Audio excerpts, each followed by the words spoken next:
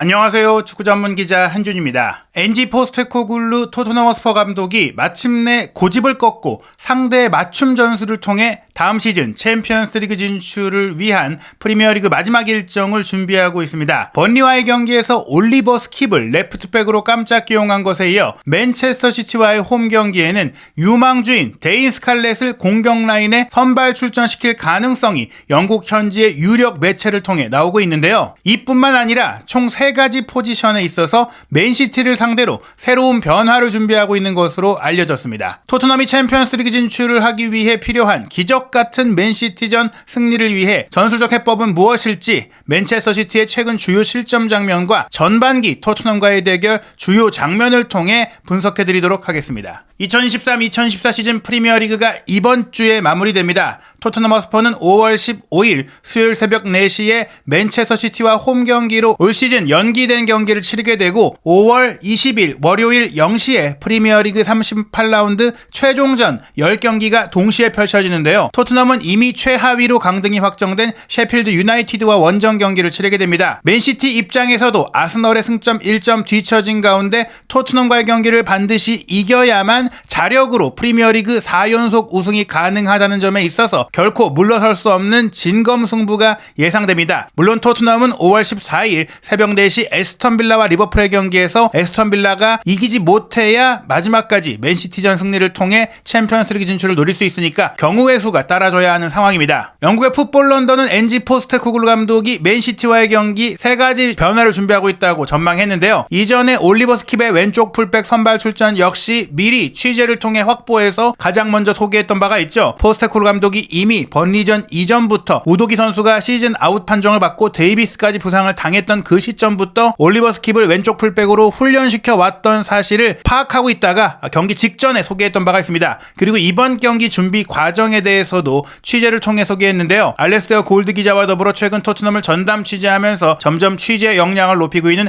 롭 게스트 기자의 보도입니다. 토트넘의 챔피언스리그 진출 달성 여부는 에스턴빌라와 리버풀의 경기 결과에 달려있다, 이렇게 얘기하면서 만약 리버풀이 승리하지 못한다면 희미해질 수 있지만 어찌됐거나 그 상황과 관계없이 토트넘은 맨시티를 상대로 경쟁력을 보여줘야 이 포스테코글루 감독을 계속 믿고 갈 수 있을지를 확인할 수 있겠죠. 포스테코글루 감독 입장에서는 챔피언스리그 진출 여부보다는 어떻게 보면 다음 시즌을 위한 팀 빌딩이 더 중요하다라는 기존의 입장을 아예 바꾸지는 않고 있지만, 그래도 중요한 것은 맨시티와의 홈 경기에서 자신을 밀어주고 믿어줄 명분을 보일 수 있는 경기 내용과 경기 결과가 필요합니다. 우선 영국의 풋볼 런던이 예고한 3가지 변화 중에 첫 번째는 라두 드라구신 선수의 선발 출전 여부입니다. 올리버 스킵 선수가 번리와의 경기에 왼쪽 풀백으로 뛰기는 했는데 이 위치에서 오도베르 선수의 측면 돌파에 굉장히 고전했고, 심지어 빠르다고도 할 수 없는 공격수 라르센조차도 제대로 쫓아가지 못하는 장면들이 나왔고요. 실제로 토트넘의 번리전 경기력이 좋았던 것은 후반전에 스킵 선수의 자리에 반더벤 선수가 이동하고 드라구신 선수가 반더벤 선수가 뛰던 왼쪽 센터백으로 들어갔던 전술 변화가 적중했기 때문에 반더벤 선수가 공격으로 올라가서 결승골까지 터뜨렸고, 또 드라구신 선수도 결정적인 기점 패스를 연결하면서 좋은 플레이를 보였던 것입니다. 포스테코글루 감독이 번리와의 경기 스킵 선수의 고전을 확인하면서 바꿔줬는데 이때 왜 반더벤 선수를 선발 출전시키지 않았느냐는 영국 현지 취재진의 질문이 있었거든요. 반더벤 선수가 워낙에 왼쪽 풀백으로 잘해줬고, 또 저희가 이전에 우도기 선수가 부상으로 빠졌을 때 딱 그 역할, 인버티드 풀백으로 뛰면서 공미와 스트라이커 자리까지 올라가는 그 우도기의 역할을 힘 좋고 키 크고 기술 좋은 또 왼발잡이인 반더벤이 그대로 잘 해낼 수 있다라고 전망했고 기대했던 모습이 드러났기 때문인데, 우선 반더벤 선수를 시작부터 왼쪽 풀백으로 쓰지 않은 이유는 올 시즌에 이미 2차례나 근육 부상을 입었던 전력이 있고, 또 부상에서 회복해서 체력을 끌어올리는 과정 속에 시작부터 왼쪽 풀백으로 뛰는 것은 체력 부담이 센터백으로 뛰는 것보다 더 많기 때문에 그런 점들을 우려했다라고 얘기했어요. 그런데 막상 뛰었을 때 훨씬 더 생각보다 좋은 모습들을 보여줬고, 또 하나 사실은 드라구신을 센터백으로 놨을 때 순발력 문제, 수비 커버 문제에 대해 우려를 했던 부분들이 있는데 생각보다 굉장히 안정적으로 매끈하게 번리와의 경기를 운영했던 면들을 고려한다면 이번 경기는 반더벤을 시작부터 왼쪽 풀백으로 놓고 드라구신을 센터백으로 배치할 가능성도 전혀 배제할 수가 없습니다. 물론 맨시티 역시 공격 속도가 나쁜 편은 아니지만 기본적으로 지공 형태의 플레이를 더 많이 하는 팀이기 때문에 드라구신 선수를 두고 또 반더벤 선수가 따라 내려오면 되기 때문에 그런 상황들을 충분히 커버할 수 있다. 그리고 제 개인적인 생각으로는 오히려 스킵 선수를 미드필드 안쪽에 배치해서 수비 커버 상태에서 좀 내려와서 드라구신의 옆을 커버하게 해주거나 반더벤이 올라갔을 때의 뒤를 커버하게 해주는 역할들을 부여한다면 충분히 이 세 선수를 동시에 활용하는 방안도 가능하다고 볼 수 있겠습니다. 그게 아니라면 에메르송 로얄 선수를 왼쪽 풀백으로 다시 배치해서 이전에 또 로얄 선수가 맨시티를 상대로 좋았던 경험과 기억들과 전력이 있기 때문에 활용하는 안도 고려되고 있는데, 저는 개인적으로 이번 경기 전술적으로 상대의 허를 더 잘 찌를 수 있고 상대가 제대로 대비하기 어려운 전략이라고 할 수 있는 반더벤을 왼쪽 풀백으로 배치하고 사실상 스트라이코비치까지 끌어올려서 공격하고 상대 문전을 타격하고 흔들어 놓을 수 있는 이런 플랜이야말로 정말로 전술적인 노림수가 될 수 있다고 생각이 됩니다. 그리고 또 하나 미드필드 라인의 변화인데요. 사르 선수가 조금 불안정한 모습들을 보여주고 있는 가운데 벤탄쿠르 선수가 번리와의 경기에 교체로 들어와서 필요했던 공 소유력과 패스 창출 능력, 경기 조율 능력을 보여줬잖아요. 비스마 선수에 대해서도 조금 아쉬웠던 면들, 사르에게 아쉬웠던 면들 모두 벤탄쿠르가 갖고 있기 때문에 이번 경기는 벤탄쿠르가 미드필드 라인에 선발 출전할 수 있을 것으로 예고되고 있습니다. 빌드업 플레이가 좋은 맨시티를 상대로 중원 싸움에서 완전히 압도당하지 않으려면 조금 더 침착하게 플레이할 수 있고 또 긴 패스도 넓은 시야를 가지고 뿌려줄 수 있는 벤탄쿠르가 뛰는 것이 중요하다고 볼 수 있겠고요. 공격 라인 같은 경우에는 클루셉스키 선수의 최근 컨디션이 좋지 않다. 이러한 가운데 스트라이커 자원이 히샬리송, 베르너의 부상으로 인해 손흥민 선수밖에 없다라고 생각을 했는데, 스칼렛 선수가 번리와의 경기에 비록 본인이 개인적으로 날카로운 슈팅을 보여주지는 못했지만 반더벤 선수의 슈팅 과정에서 미끼 역할을 잘 해줬던 부분들이나 전방에서 부지런하게 움직였던 부분들, 그리고 빠르게 뒷공간을 파고들 수 있는 그런 능력들을 생각했을 때 스칼렛이 깜짝 선발 출전할 수 있다고 풋볼 런던이 예상을 했습니다. 물론 브라이언 힐 선수가 전반기 맨시티와의 경기 깜짝 선발로 나와서 좋은 플레이를 보여주기도 했지만 최근의 컨디션이라든지 최근에 포스테코글루 감독이 생각하는 다음 시즌의 구상을 봤을 때는 힐 선수에게 기회가 오기보다는 아직 좀 유망주로서 토트넘의 유스가 배출한 선수로서 레비 회장이 이제 스킵이라든지 스칼렛 같은 선수를 잘 활용하는 것도 감독에게 주문하고 있는 상황이거든요. 이런 면에 있어서 스칼렛 선수에게 좀 선발 기회를 주는 것도 이번 경기에 정말 깜짝 놀랄만한 선택이 될 수 있고, 이 이유 중에 하나가 사실 손흥민 선수가 최전방에서 뛸 때 가장 좋은 공격 자원인데 손흥민 선수에게 적절한 패스를 해주는 선수가 없다 보니까 공격이 안 풀리잖아요. 번리와의 경기도 손흥민 선수가 왼쪽 측면으로 이동했을 때 키패스를 5개나 기록할 정도로 굉장히 좋은 공격 전개력을 보여줬기 때문에 이번 경기는 아예 시작부터 손흥민 선수를 측면으로 배치하고 대신 최전방에 스칼렛을 배치하는 형태로 새로운 공격 구성이 될 수 있다. 그리고 이러한 패턴은 이전에 토트넘이 시도했던 바가 없는 반더벤 풀백, 스킵 미드필더, 스칼렛 공격 라인이라면 과르디올라 감독이나 맨시티 선수들이 이런 부분들에 대해서 예측 불허의 상황에 당할 수가 있다. 이런 점들이 기대되는 요소입니다. 이럴 경우 스칼렛이 최전방, 존슨이 오른쪽, 손흥민 선수가 왼쪽, 3명의 공격수가 모두 빠른 선수로 배치돼서 손흥민 선수가 또 순간적으로 앞으로 올라갈 수도 있고 존슨 선수도 전방으로 올라갈 수도 있고, 이런 형태로 무한 스위칭이 가능하고 판더펜 선수가 손흥민과 스칼렛, 손흥민과 메디슨 사이로 올라가서 또한 또 한 명의 스트라이커로 기능할 수가 있고, 메디슨 선수가 조금 한 칸 밑으로 내려가서 공을 뿌려주고 또 벤탄쿠르가 앞으로 올라가서 압박해주고 공을 뿌려주고, 또 혹은 제가 말씀드린 대로 스킵 선수가 이렇게 많은 선수들이 올라간 뒤를 커버해주는 역할들을 할 수 있다고 보고요. 드라고진 선수 같은 경우에는 높이의 강점이 있는데 비록 맨시티가 세트피스 상황은 강하지만 오픈 플레이 상황에서의 공중볼 경험에서는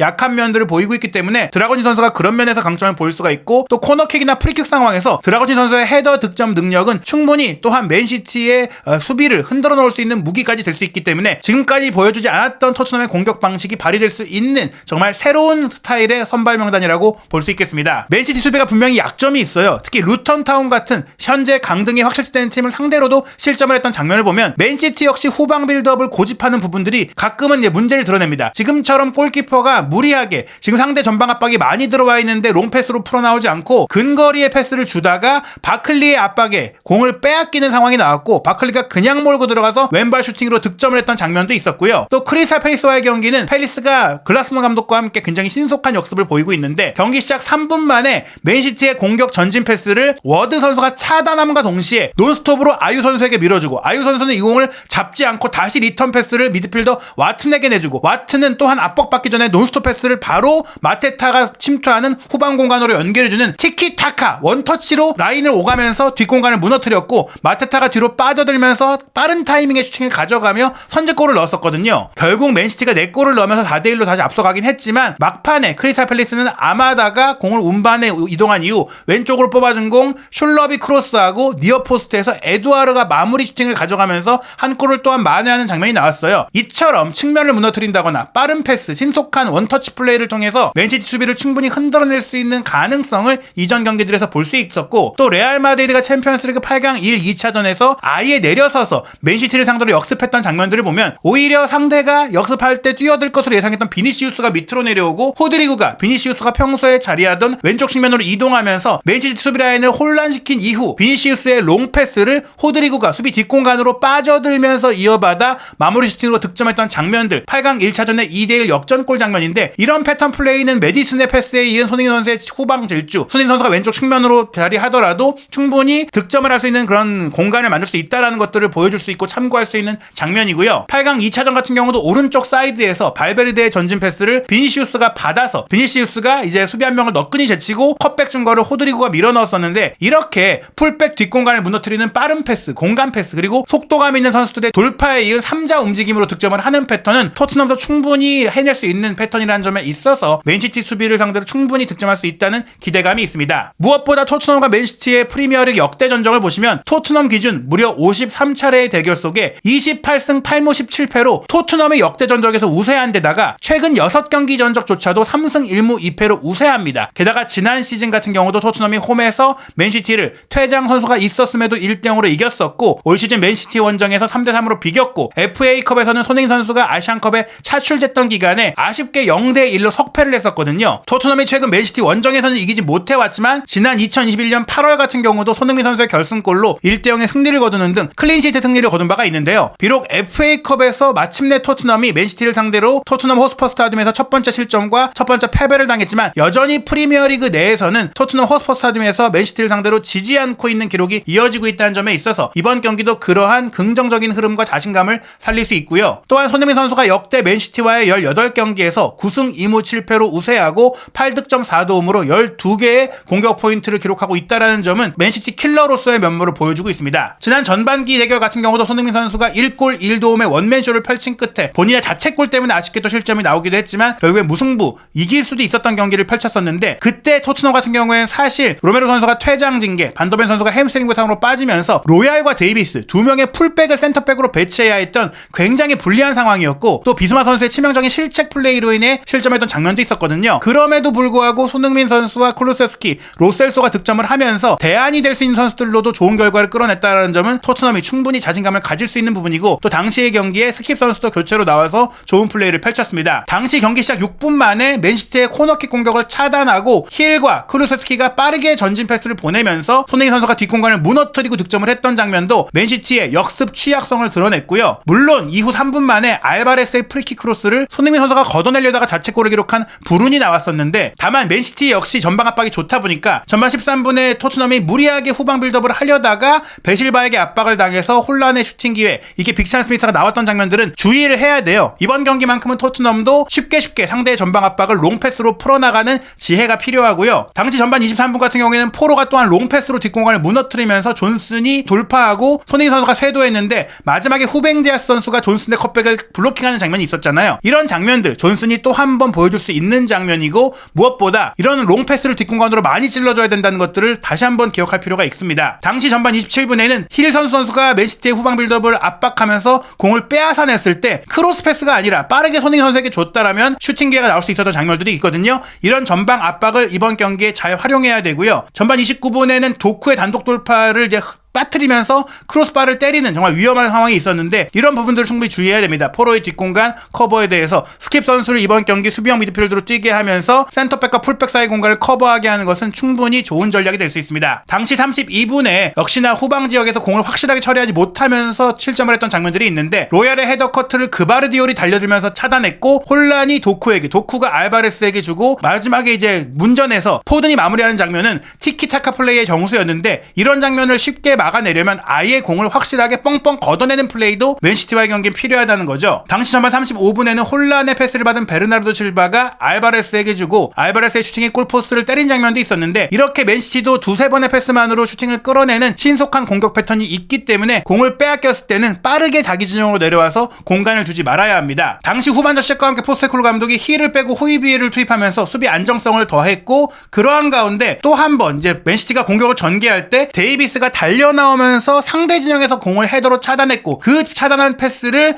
손흥민 선수가 이어받아서 이제 논스톱으로 로셀소에게 패스해주면서 로셀소가 이제 왼발 가마차기 슈팅으로 골을 넣었던 바가 있는데 이렇게 신속한 공격 연결 그리고 공을 차단함과 동시에 맨시티의 패스를 끊어냄과 동시에 팰리스가 그랬던 것처럼 바로 그걸 공격적인 패스로 가져가는 게 중요합니다. 87분에 그바르디올과 알바레스를 빼고 아케와 코바치치를 투입했던 맨시티도 막판에 이 교체가 악재로 작용을 했어요. 토트넘은 그때 비수마를 빼고 히샤이송을 투입하면서 결국 경기 막판 90분에 스킵의 중원 탈압박을 이어받은 손흥민 선수의 기점 패스를 존슨이 돌파하고 올린 크로스 패스로 클루세스키가 헤더 슈팅으로 마무리를 했었죠. 이런 헤더 공격, 이런 크로스 패스 공격이 이번 경기도 필요하다. 특히 말씀드린 대로 하프라인 앞에서 상대의 전방 압박을 풀어내면서 빠르게 측면을 무너뜨리는 이런 공격은 토트넘이 맨시티를 상대로 또 한 번 보여줄 수 있는 패턴입니다. 물론 대부분의 유럽 언론은 맨시티가 다득점으로 토트넘을 이길 것이다. 토트넘이 골을 넣을 수는 있겠지만 맨시티가 더 많은 골을 넣을 거라고 전망을 하고 있는데요. 그래도 에스턴 빌라가 리버풀에 패배할 가능성 역시 높이 보고 있기 때문에 그 결과를 확인한다면 토트넘 선수들에게 남다른 동기부여가 될 수 있고 토트넘이 맨시티를 상대로 기적 같은 승리를 노릴 수 있는 희망은 이 경기에 대한 기대감과 관심, 프리미어리그 시즌 막판의 최대 이슈가 될 수 있겠습니다. 과연 손흥민 선수의 맨시티 킬러로서의 면모가 이번 경기에 또 한 번 드러날 수 있을지 포스테코글루 감독은 이번 경기 새로운 전술, 맞춤 전술을 통해 자신이 너무 외골수적인 축구만 한다라는 비판을 이겨내고 결과를 가져올 수 있을지 한준TV와 함께 토트넘 허스퍼와 맨시티의 경기 결과와 분석 그리고 영국 현지의 반응과 영국 현지 레전드들의 분석까지 구독, 좋아요, 알림 설정을 통해 빠르게 업데이트되는 최신 영상 확인하시기 바랍니다.